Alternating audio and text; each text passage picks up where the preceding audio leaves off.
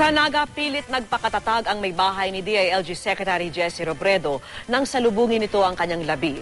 Pero ang ibang miyembro ng pamilya, gayon din ang maraming kababayan. Naging emosyonal nang salubungin ang dati nilang alkalde. Mula sa Naga City, saksi si Chino Gaston.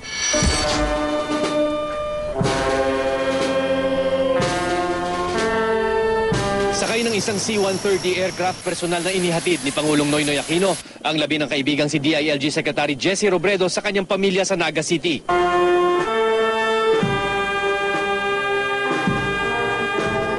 Sa tarmac ng Naga City Airport, sinalubong ang Pangulo ng pamilya Robredo. Makikita ang pilit na pagpapakatatag ng kanyang may bahay na si Attorney Lenny habang kausap ng Pangulo. Pero ang iba pang miyembro ng pamilya hindi na nakapagpigil maluha. Buong araw hindi humarap sa media ang pamilya. Pero hanggang kaninang umaga, bago ang anunsyo ni Secretary Mar Rojas, nagtali pa ang mga taga-suporta ni Robredo ng mga dilaw na ribbon sa gate ng bahay ng kanyang pamilya sa Naga. Lahat umaasang magbabalik siya, kaya naman bumuhos ang lungkot nang ipinaalam sa publiko na natagpo ang patay na nga ang kalihim.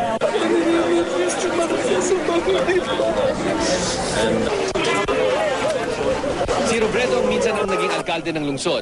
Ni Minsay, hindi raw nagtaas ng boses sa mga katrabaho. Hindi siya nagagalit na sisilyakan ko whatsoever. Kakagatin niya na lang ang kamay niya. Kung galit na siya, kinakagat niya na lang. Pag alam namin na galit na siya, alam namin yung kasi yung kamay niya kinakagat. Diyan niya inaano yung galit niya.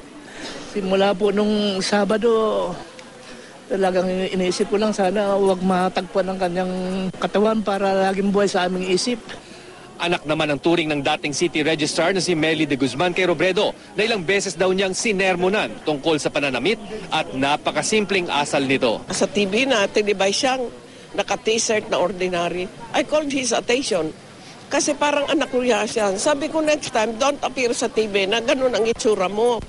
Sasakay lang yan sa bus. Makita mo, nagbibisikleta ng pag-umaga, ni walang kasama. Pag may mga baha kami, siya pa ang nauuna. Naniniwala naman ang kaibigan ni Secretary Robredo na si dating Solicitor General Anselmo Cadiz na ilang araw nang nagvi-vigil dito sa Naga City na may plano ang Diyos kung bakit maagang kinuha ang kalihim. The good Lord has taken him in his full strength, and that the good Lord has taken him at his best, and the good Lord has allowed us to look at his life and to find inspiration. Ako si Chino Gaston, ang inyong saksi.